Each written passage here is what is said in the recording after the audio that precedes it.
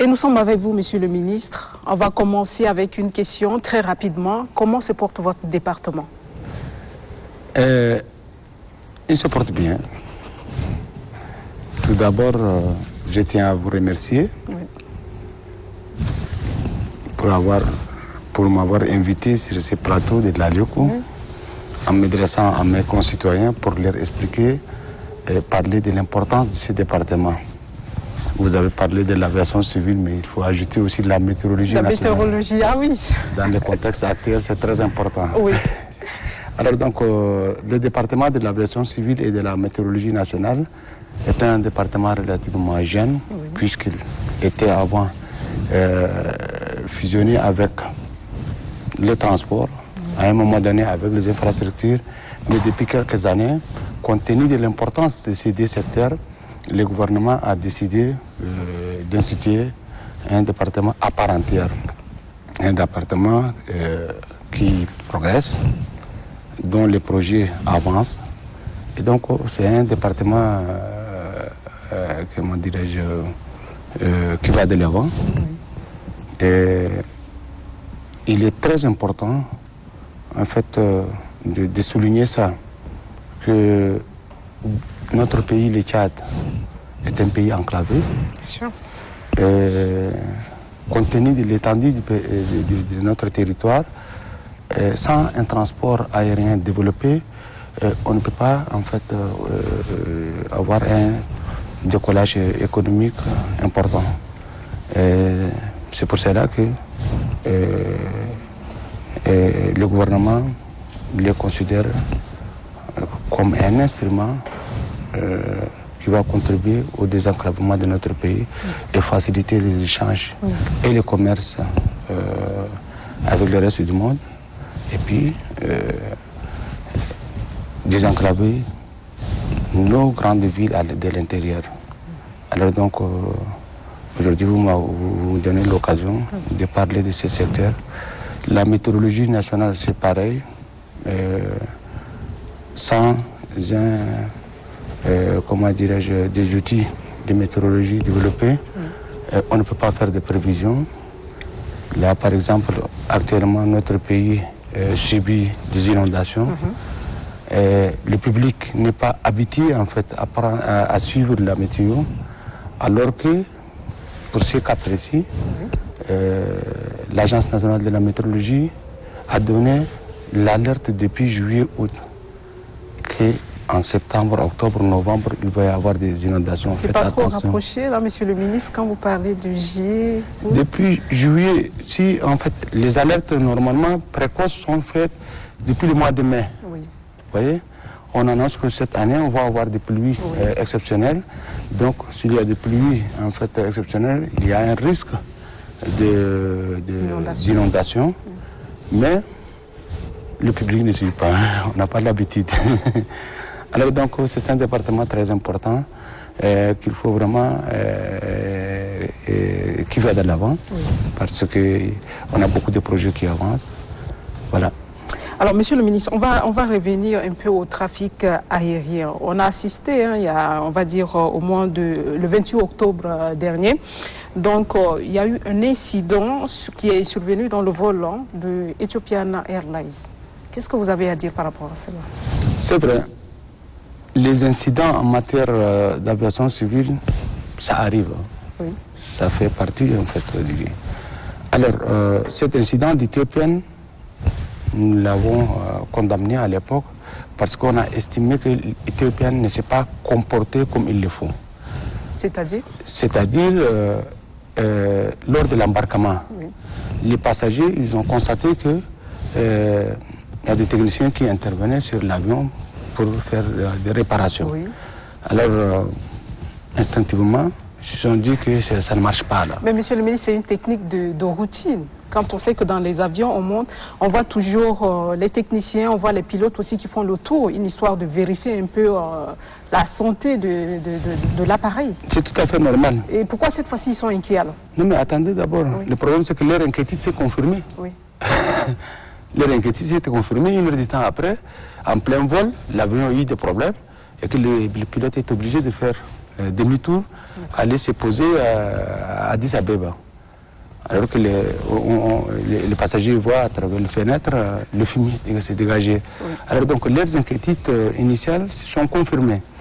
Donc ce que je suis en train de dire, oui, c'est qu'on aurait dû changer d'avion. Parce que faire prendre un tel risque, pour moi, c'est inadmissible. Surtout pour mes compatriotes. Oui. Donc, si l'avion a des petits problèmes, on aurait dû changer d'avion et qu'on n'aurait pas pu, comment dirais-je, venir à cet stade. Oui. Alors donc, comme les Tchadiens, ils ont constaté dès le départ, ils se sont manifestés, on les a débarqués. 30 minutes ou 1 heure du temps après, on les a fait croire qu'on a mis à leur disposition notre avion. Oui. Ils sont montés.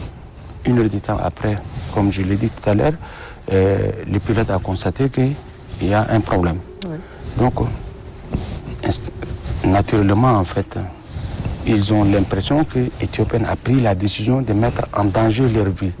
Donc, ils se sont énervés.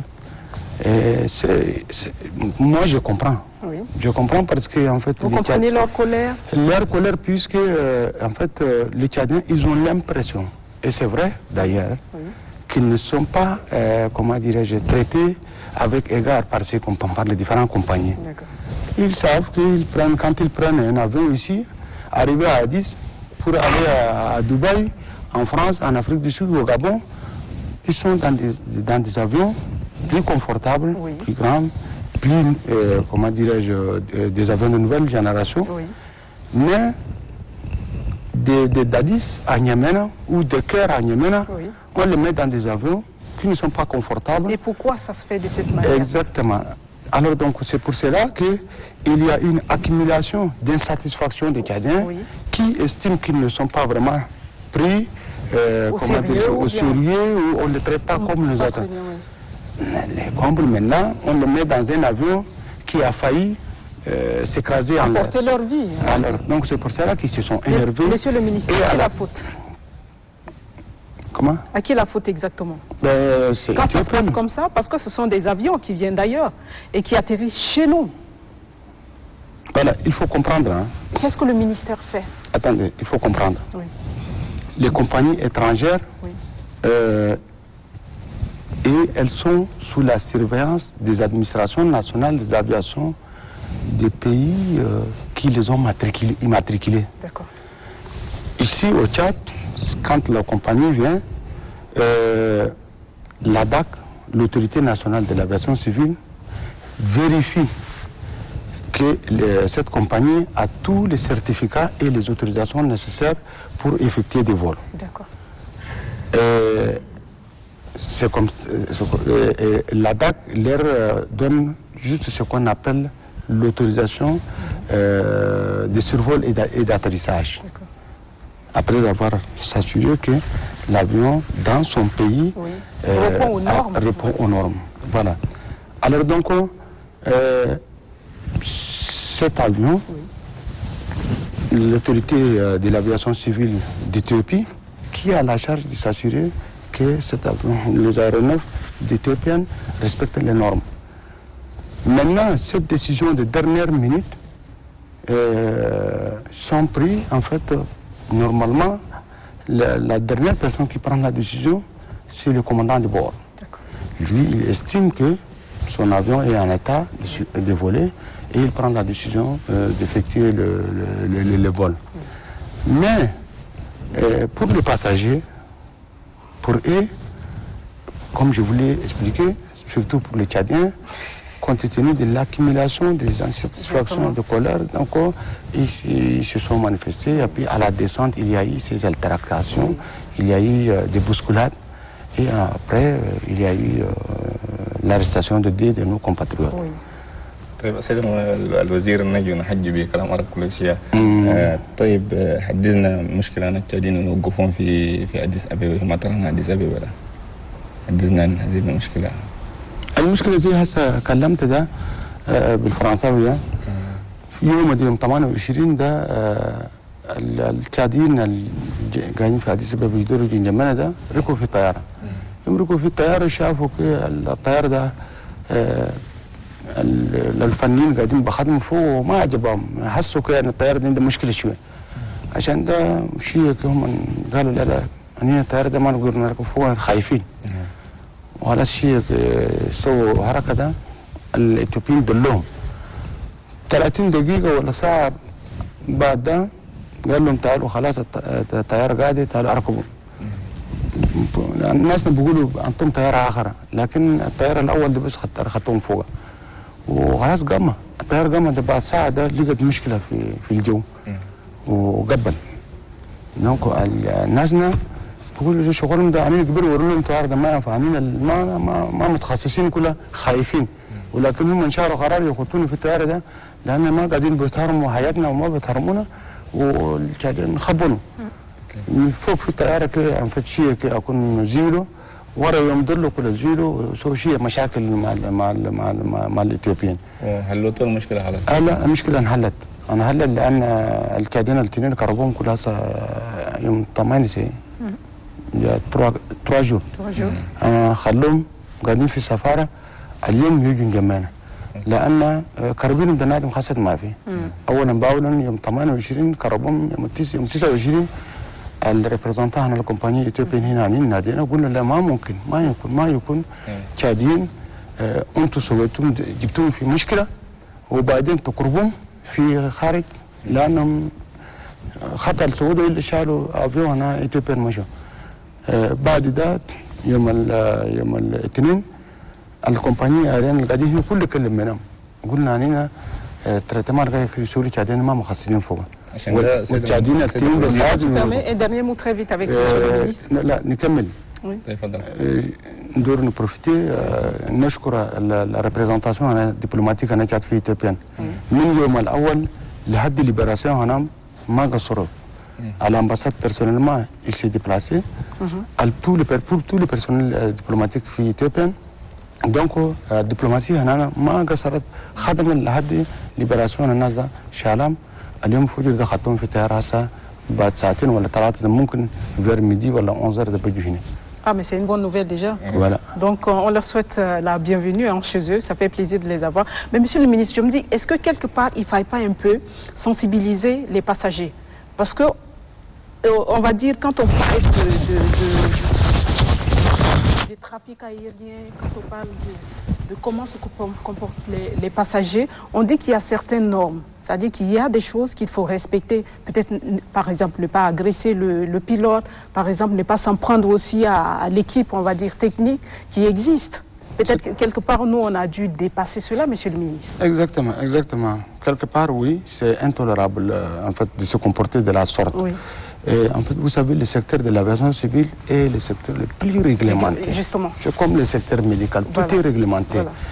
Et le fait de, comment dire, se comporter ainsi, agresser les pilotes ou les personnels navigants, ce n'est pas normal. C'est ça. Ils ont failli être condamnés. En fait, en réalité, c'est une violation, de la loi. Justement. Il y a des circonstances atténuantes qui expliquent qu'on est en train de dire que ils ont peut-être quelque part raison d'extérioriser leur mécontentement, mais formellement, ce qu'ils ont fait, ce n'est pas normal. Ce n'est pas normal. Voilà. Et c'est une violation des règles.